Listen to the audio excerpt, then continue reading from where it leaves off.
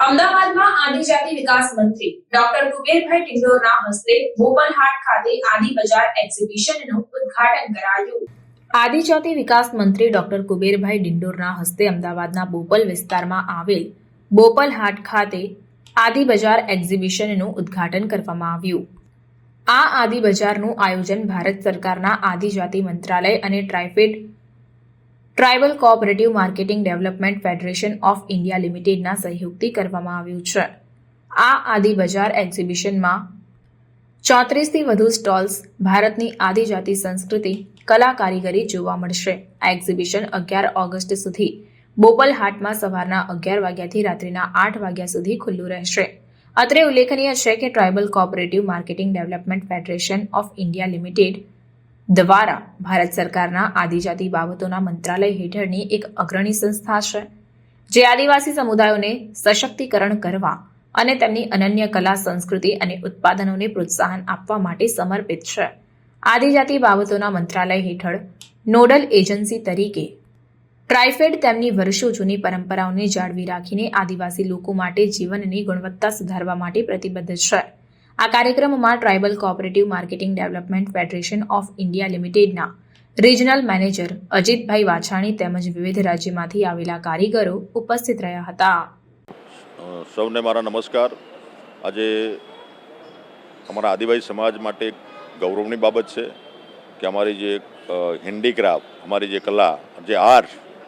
જે સદીઓથી અમારા વડીલો અને પૂર્વજો જે એનો ઉપયોગ કરતા આવ્યા છે, અને ભાગરૂપે અમારા ટ્રાઇફેડના માધ્યમથી જોડીને અમારા પૂર્વોત્તર રાજ્યો અને ગુજરાતનું સંલગ્ન સમન્વય કરીને આજે અહીંયા આદિ બજારનું આજે ઓપનિંગ કર્યું છે। 10 દિવસ જે સ્ટોલ છે ખુલ્લા મૂકવામાં આવ્યા છે, અને સવિશેષ મને કહેતા બાબતનો આનંદ છે કે અમારા ટ્રાઇફેડના માધ્યમથી જે મિત્રો પોતાનું સાધન સામગ્રી જે કંઈ વ્યવસ્થા છે એ લઈને આવ્યા છે, એમની તમામ વ્યવસ્થા ટ્રાઇફેડના માધ્યમથી કરવામાં આવી છે। એમને આવવા જવાનું જે એમનું વાહતુક છે, ભાડું છે, એ પણ આપવામાં આવે છે। રહેવાની વ્યવસ્થા પણ ટ્રાઇફેડના માધ્યમથી કરવામાં આવી છે, અને ટ્રાઇફેડનો અમારો પૂરો સ્ટાફ અને અમારા સન્માનીય ચેરમેન શ્રી રામસિંહભાઈ રાઠવા અને અમારા જીઓલ ઓરામજી હવે નવા મુખ્યમંત્રી બન્યા છે આસામથી, એમ બધાના સહયોગથી અમારા ગુજરાતના મુખ્યમંત્રી ભૂપેન્દ્રભાઈ પટેલ સાહેબના માર્ગદર્શન હેઠળ અમારો ટ્રાઇબલ વિભાગ આ જે ટ્રાઇફેડ અને આપણા એના માધ્યમથી આવનારા સમયમાં એનો ઉત્તરોત્તર પ્રગતિ કરે, અને અમારા આસ્થાના જે કેન્દ્રો છે, આપણા ધાર્મિક સ્થળો છે, ઐતિહાસિક સ્થળો છે ગુજરાતમાં, ત્યાં પણ આવી આપણી જે હેન્ડીક્રાફ્ટની જે આપણી વસ્તુઓ જે છે, ટ્રાઇબલના લોકો જે હસ્તકલાથી હાથથી જે બુનીને જે મૂકે છે, એનો પ્રચાર પ્રસાર થાય ને એમને રોજગારી મળે। અને સવિશેષ અમારે પીવીજીટીના જે અમારા ભાઈઓ બહેનો છે એ સવિશેષ આ વ્યવસાય સાથે જોડાયેલા છે, અને આપણા સન્માનીય દેશના પ્રધાનમંત્રી નરેન્દ્રભાઈ મોદી સાહેબે પણ ગયા 15મી નવેમ્બરે આપણા પીવીજીટી માટેની વિશેષ PM જનધન યોજના શરૂ કરી, અને દેશના જે અમારા જે લોકો પીછડા રહી ગયા છે એમને પ્રોત્સાહક બજેટ આપીને એમને ઉપરલા મુખ્ય ધારામાં લાવવાનું જે કામ કરવાની શરૂઆત થઈ છે, એમાં અમારું ટ્રાઇફેડ એમાં સહયોગી બની રહ્યું છે, અને રાજ્યના આપણું આદિજાતિ વિભાગ પણ એમાં સહયોગી બનીને આપણે પીવીજીટીમાં જે અમારા મિત્રો જે છે એમને રોજગારી મળે, આત્મનિર્ભર બને, અને આત્મનિર્ભર બનીને એ મુખ્ય ધારામાં આવે, એ આની પાછળનો હેતુ છે। પણ એમાં સરકાર તમામ પક્ષે તમામ ક્ષેત્રમાં એમને મદદ કરવા તૈયાર છે, અને આજે એના ભાગરૂપે અમદાવાદમાં આ એક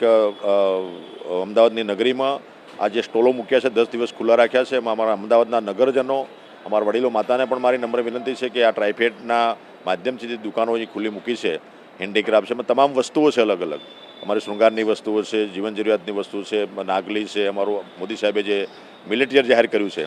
તેના ભાગરૂપે નાગલી છે, રાગી છે, એ છે, અને બાંબુમાંથી જે વસ્તુઓ બને છે, જે હેન્ડીક્રાફ્ટ